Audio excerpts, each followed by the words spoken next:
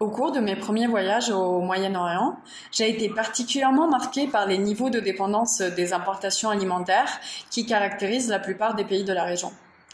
Cela est problématique d'un point de vue politique en termes d'indépendance, mais aussi puisque cette dépendance limite les capacités des États à mitiger les effets négatifs des fluctuations des prix des denrées alimentaires de base sur les marchés internationaux. On parle donc notamment de denrées telles que le riz ou le blé, dont l'augmentation des prix avait été particulièrement problématique au cours de la crise alimentaire de 2007-2008. Si l'aridité et la rareté de l'eau sont des caractéristiques indéniables des pays du Proche-Orient, la production agricole a drastiquement diminué suite à des choix politiques spécifiques.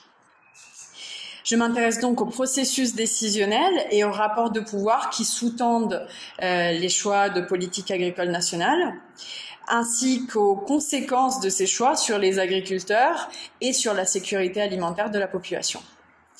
Mon terrain de recherche est la Jordanie, puisque le royaume hachémite constitue un cas extrême, d'abord en termes de rareté de l'eau, mais également en termes de taux de dépendance des importations alimentaires. En outre, la Jordanie libéralise son secteur agricole dès les années 90.